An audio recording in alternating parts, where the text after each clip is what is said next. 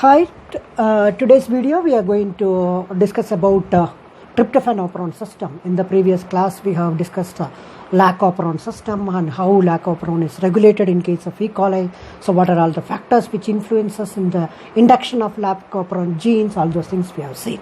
So in this video we will mainly concentrate on another important operon system, that is nothing but tryptophan operon system. Okay, so coming to tryptophan operon system, what is tryptophan? It is an amino acid. So in the previous class, that is in the genetic code, we have discussed that there are minimum of 20 different amino acids are required for the construction of a complete protein. So one among the amino acid is nothing but tryptophan. So we have studied two different classes of genes. One is housekeeping gene and the second one is water regulatory gene.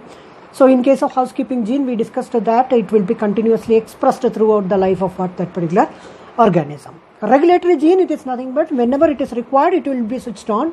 Whenever it is not required, it will shut down. Why it is like that? To save the energy of the organism.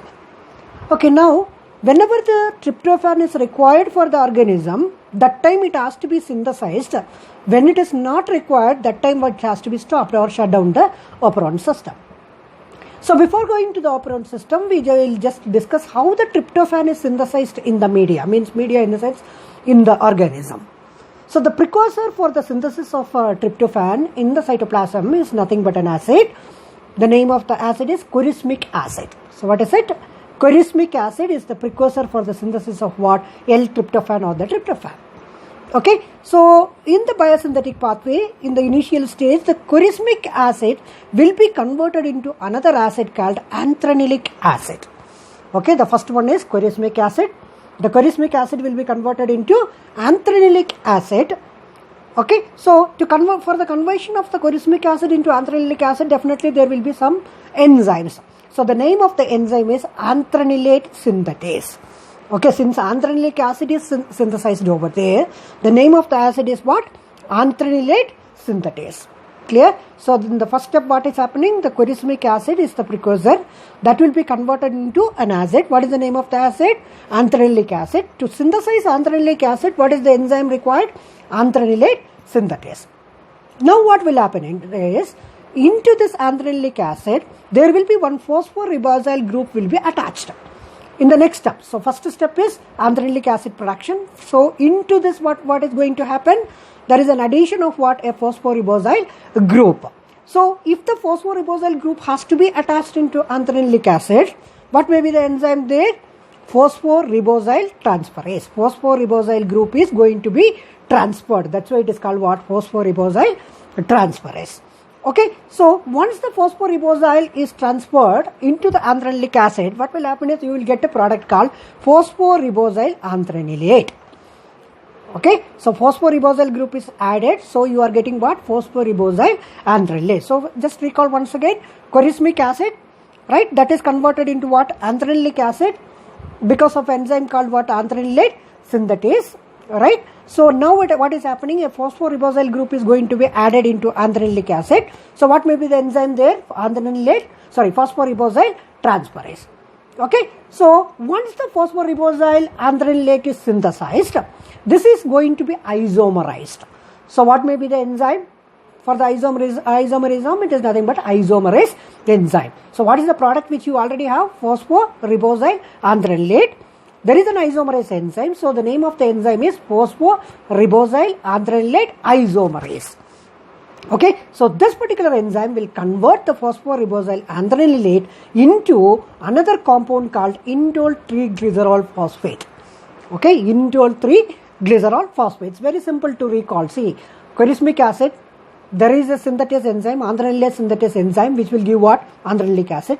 The next step is addition of a phosphate group, phosphoribosyl group. So the enzyme is what? Phosphoribosyl transferase. So you will be getting phosphoribosyl antranilate over there. Next it is going to be isomerase. So definitely the enzyme is what? Phosphoribosyl antranilate isomerase. You are getting indole 3-glycerol phosphate. So from the indole 3-glycerol phosphate, you are getting tryptophan by two different subunits of enzyme called tryptophan synthetase. Okay, so tryptophan synthetase alpha, tryptophan synthetase beta combined together and it will convert the indole 3-glycerol phosphate into tryptophan. This is how the tryptophan is synthesized in the organism. I'll recall once again. First, the precursor is what? Corismic acid. Then andronilic acid synthetase will come over there. You will get what? Andronilic acid. So there is going to be an addition of phosphoribosyl group. So phosphoribosyl andronilate enzyme will be there. So you are getting phosphoribosyl andronilate. Okay, that transferase enzyme will give phosphoribosyl andronilate. Next is an isomerase enzyme, phosphoribosyl andronilate isomerase. So this isomerase will give what? Indole 3-glycerol phosphate. Next, tryptophanase alpha and beta will convert the indole 3-glycerol phosphate into L-tryptophan. So this is the biosynthetic pathway in case of what? Tryptophan synthesis. So this operon system, what may be the function of this particular operon system? Synthesizing all different enzymes required for the conversion of corismic acid into what? L-tryptophan. Now we will see how the tryptophan, what is the structure of tryptophan operon system. So we have studied that there is a downstream and upstream in case of the gene, just for the understanding, that is from the promoter sequence, whatever is there up, okay, in the left hand side, wherever I am showing the left hand side, you will be having what? Upstream, and after the promoter sequence there will be a downstream. So normally in the upstream that will be there, the regulatory regions will be present. So the first regulatory region in case of tryptophan operon system is nothing but a TRPR. Okay, there is a region called TRPR, which will be controlled by its own promoter. Okay, so there is a promoter, then comes what? TRPR. Okay, we will see what is the function of TRPR later. Then after that you will be having what? A promoter operator sequence. Okay, PO region. PO region is nothing but a promoter operator region. So after promoter operator region, there is a specific site called a TRPL region.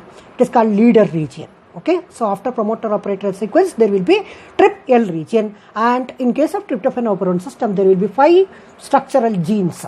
Okay, what are all the 5 structural genes? Is A, B, C, D, and E in reverse order.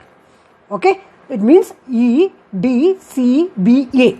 So these are all the 5 different structural genes in case of the tryptophan operon system. So coming to tryptophan operon system, what are all the functions of individual components over there?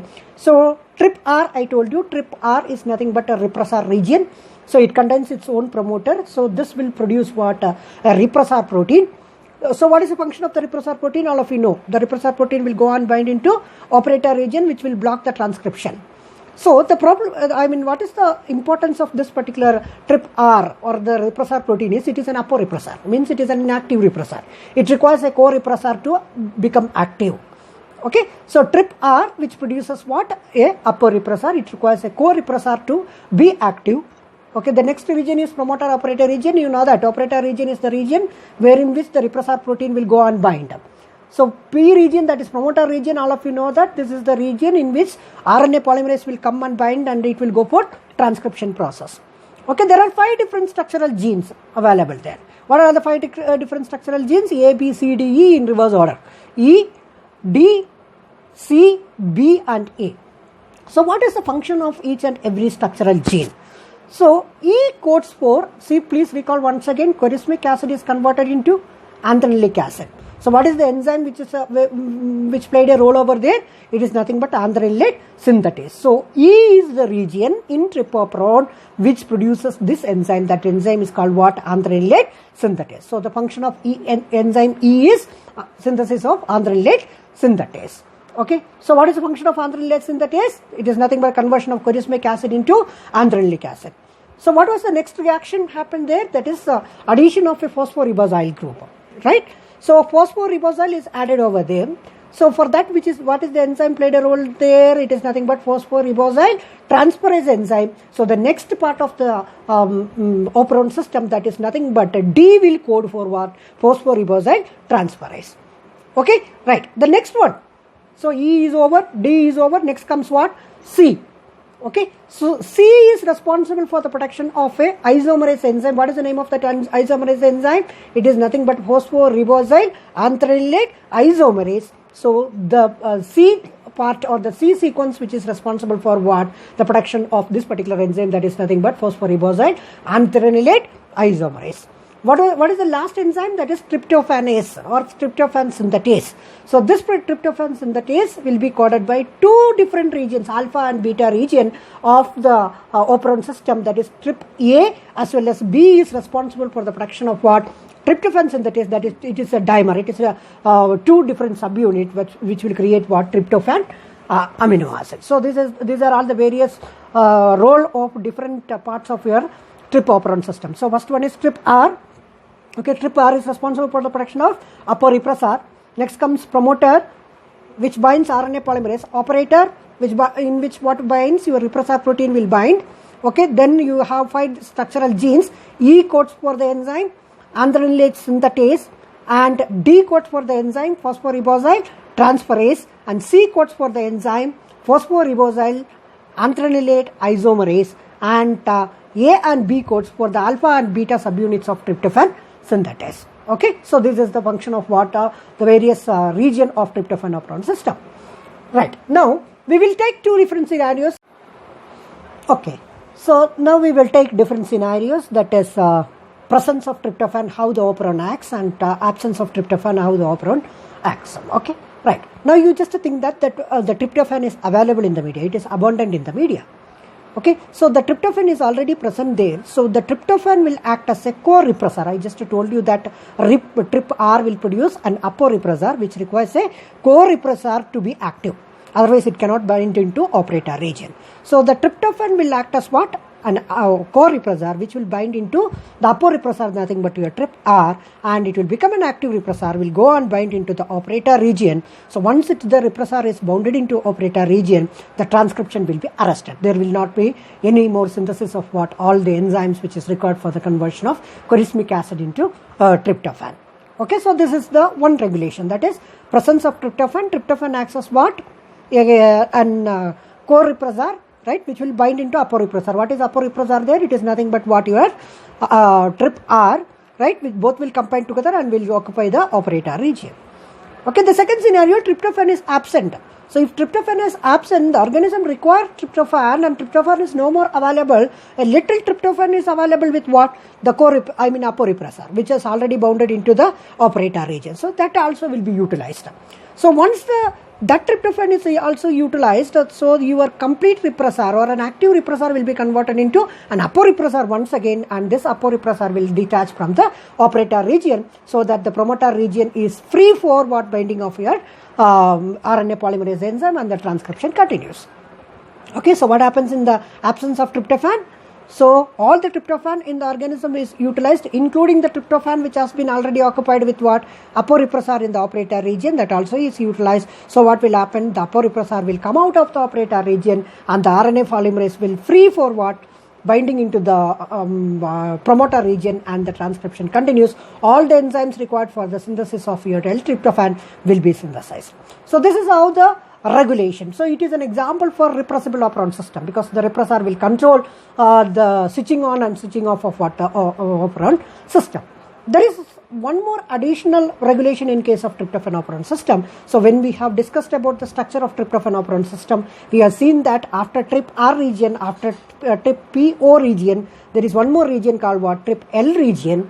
Okay, so it is called the leader region, which contains almost 14 nucleotides. The length of that is 14 nucleotides. So which will transcribe, and it will give what? Leader transcript. Okay, TRPL, it will transcribe, and you will be getting what? Leader transcript in the mRNA. Right? So if you sequence that particular 14 nucleotide sequence, what will happen is you will be getting 4 different regions, depends upon the presence of different amino acid coding sequences. Okay, depends on amino acid coding sequences, there will be 4 different regions. So what are the 4 different regions? Region 1, region 2, region 3, and region 4. Okay, so it all depends upon the characterization, don't worry about that. There are 4 different regions are there in the leader transcript: region 1, region 2, region 3, and region 4. And at the end of the region 1, there are 2 different codons which codes for tryptophan. Okay, there are 2 different codons which are there which codes for what? Tryptophan, where at the end of the region 1. Now you just see that if region 2 and region 3 combine, see, all these regions are having almost 90% of complementarity. So in the tRNA structure, you might have studied that if the complementarity is almost 90%, what will happen? You will get a stem and loop structure. Okay, so region 1 can form a stem and loop structure with what? Region 2. Region 2 can form stem and loop structure with region 3 and region 3 can form stem and loop structure with region 4. So 1, 2 is possible, 2, 3 is possible, 3, 4 is possible. Okay, so 2, 3 loop if it is produced, that is called anti-termination loop. Termination means stopping. Anti-termination means it will not stop. It increases the transcription. 2 and 3 it forms, it is anti-termination. If 3 and 4 forms, it is called what? Termination. 1 and 2 is very rare because ribosomes will be attached initially into that particular region. Okay, so 4 different regions are there. Region 2 and 3 combines together. If stem and loop structure is produced, what will be the consequence? It is an anti-termination stem and loop. It means that it will increase the transcription efficiency. If region 3 and 4 is producing, what will happen? The transcription efficiency will be reduced or it is a termination signal.